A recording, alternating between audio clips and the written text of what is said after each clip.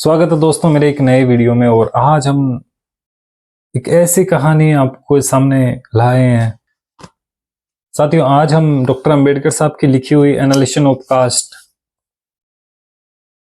से हम आपको एक कहानी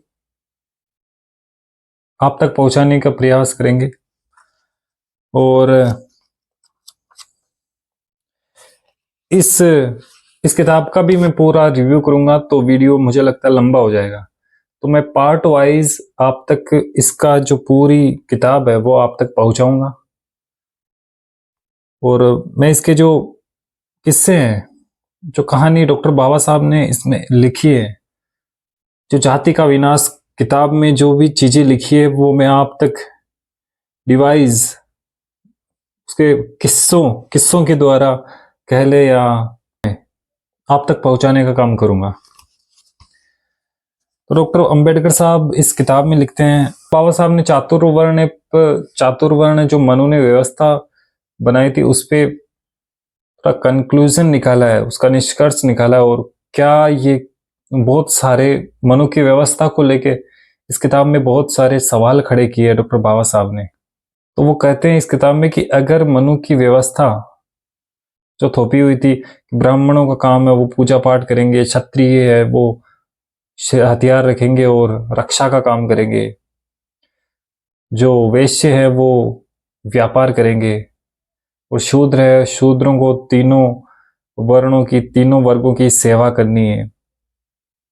उस पर डॉक्टर बाबा साहब ये लिखते हैं कि अगर इस व्यवस्था को व्यवहारिक भी मान लिया जाए तो ऐसा क्यों है। तो इस व्यवस्था को अगर कि मान लिया जाए तो शूद्रों को क्यों ही एक कार्य करने के लिए बाध्य किया गया, वो सवाल खड़ा करते हैं मनु की इस व्यवस्था पे। वो लिखते हैं कि अगर पढ़ाई लिखाई के लिए ब्राह्मण मौजूद है, अगर हथियार चलाने के लिए क्षत्रिय मौजूद है, तो एक वर्ग को तो उन्होंने निश्चिंत कर दिया,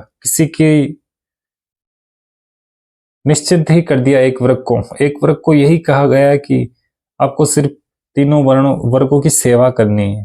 तो ये मान लिया गया कि शूद्र जो है, शूद्रों को भी ये लग गया कि ये जो वर्ग है वो हमारी रक्षा के लिए, हमें हमारी सेवा के लिए, और ये मान लिया। और हजारों हजारों सालों तक ये गुलामी को वो ढोते रहे और कभी उन्होंने सोचे ही नहीं कि वो उसका प्रतिरोध करे, क्योंकि शिक्षा का अधिकार उनको था नहीं, हथियार रखने का अधिकार इसलिए नहीं था कि क्योंकि उनको डर था कि ये कहीं ना प्रतिरोध ना कर दे। और तीनों वर्ग मिलके अगर मान लीजिए कि उन्होंने कहा कि अगर क्षत्रिय वर्ग अगर शूद्रों का शोषण करे तो वो उन तीनों वर्णों में भी शुद्ध ब्राह्मण, क्षत्रिय और वैश्य, उनमें भी अच्छी अनबन नहीं, कोई वो बनने वाली नहीं थी। वर्णों ने ये सोचा कि हमें सिर्फ शूद्रों को दबाए हुए रखना है। एक एक वर्ण को मनु ने एक दूसरे वर्ण पर निर्भर कर दिया, डिफेंड कर दिया। ये करने के बजाय डॉक्टर बाबा साहब कहते हैं कि ये करने के बजाय अगर तीनों वर्गों को शिक्षा दी जाती, शूद्रों को भी शिक्षा दी जाती, तो ये ज्यादा बेहतर रहता। वो कहते हैं इस किताब में कि सिद्धांत पूरा वाहियात बताया डॉक्टर बाबा साहब ने। मनु का सिद्धांत है जो बिल्कुल ही वाहियात बताया। तो जब एक समय आया तो वैश्यों को और क्षत्रियों को ये लगने लग गया कि ब्राह्मणों ने तीनों वर्णों को बेवकूफ बनाया है। शूद्रों को संपत्ति जोड़ने से रोका गया कि कहीं ऐसा ना हो कि तीनों वर्गों से स्वतंत्र हो जाए। ये मतलब तीनों वर्गों पे उन शूद्रों को डिफेंड ही रखा। उनको ये डर था कि कहीं ये स्वतंत्र ना हो जाए। और आज तक आजादी के 75 साल बाद तक ही अगर देखा जाए ग्रामीण एरियो में, रूरल एरियाज में, वो एक तरीके से डिफेंड होके ही जी रहे हैं। हथियार रखने पे रोक लगा ही दिया, शिक्षा का वो अधिकार था नहीं उनको।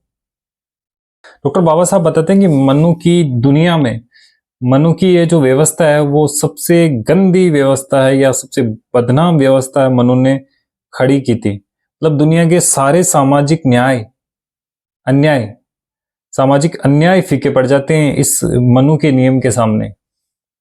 इसीलिए शूद्र जो थे उन्होंने सोच लिया कि अब हमारा कुछ नहीं हो सकता। कभी क्रांति करने का उन्होंने सोचा ही नहीं, वो इस चीज के वो हो गए, आदी हो गए। इसलिए डॉक्टर बाबा साहब पूछते हैं कि भारतवर्ष में सामाजिक क्रांति क्यों नहीं हुई? यह प्रश्न लगातार मुझे सताता रहा है। इसका सिर्फ एक ही जवाब है कि चातुर्वर्ण जैसी वाहियात व्यवस्था की वजह से हिंदू समाज का निचला तबका प्रतिरोध के काबिल नहीं रहा। निचले तबके के लोग हथियार नहीं रख सकते थे। यही वजह थी कि विद्रोह की स्थिति में नहीं थे, विद्रोह करने की स्थिति में नहीं थे। शूद्र करने के लिए मजबूर थे या जबरदस्ती उनसे करवाया जाता। तलवार रखने की कोई इजाजत थी नहीं, बंदूकें नहीं थी। और उन्होंने ये सोच लिया कि शिक्षित चातुर्वर्ण की व्यवस्था ने यह सोचा कि शिक्षित नहीं हो सके शूद्र कभी भी, वह अपने मोक्ष या छुटकारे का कोई रास्ता पहचान ही नहीं सकते थे। तो इस स्थिति में उनकी हालत कर दी कि वो सोच ही नहीं सकते थे कि हम इस चीज से आजाद भी हो सकते हैं क्या। संत दास से ही समझौता कर लिया, उन्होंने इस चीज से समझौता ही कर लिया कि वो मानने के लिए तैयार हो गए कि अब हमारी जो हालात है, हमारे जो कंडीशंस है वो ऐसे ही रहेंगे। ही उनसे अलग न होने वाली नियति समझकर स्वीकार कर लिया। यह सच है कि यूरोप में भी शक्तिशाली लोग शोषण से नहीं चूकते, न कमजोरों को बर्बाद करने के पास नहीं आए। डॉक्टर बाबा साहब मौर्य कालीन का जिक्र करते हैं, मौर्य काल का जिक्र करते हैं, जिसमें वो लिखते हैं, आदमी को स्वतंत्रता देने के बाद आदमी को स्वतंत्रता देने वाले इन तीनों हथियारों अगेन हाँ अब से ओके। और डॉक्टर बाबा साहब इस किताब में लिखते हैं कि सशक्त और निर्बल वर्ग के बीच ऐसा भीषण युद्ध यूरोप में चल रहा है जैसा कि भारत में कभी नहीं हुआ। फिर भी यूरोप में निर्बल के पास सैन्य सेवा बतौर शारीरिक हथियार के परेशानी में राजनीतिक हथियार और नैतिक हथियार के तौर पर ज्ञान प्राप्त करने की स्वतंत्रता रही, और शारीरिक स्वतंत्रता उनके पास रही, इसलिए वो विद्रोह कर पाए। नैतिक हथियार के तौर पर ज्ञान करने की स्वतंत्रता उनके पास रही। आदमी को स्वतंत्रता देने वाले इन तीन हथियारों को यूरोप के सशक्त लोगों ने कमजोर से कभी नहीं छीना।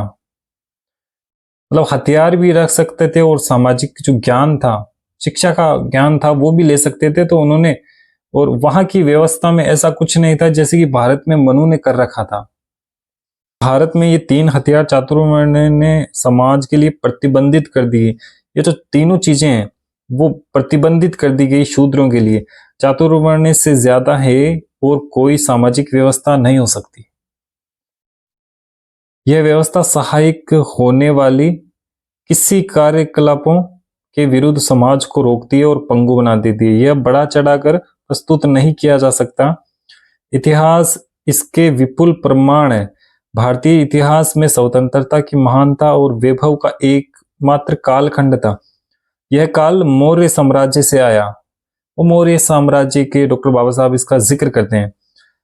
अन्य सभी शासकों में यह देश अंधेरे और पराजय की दौर से गुजरा।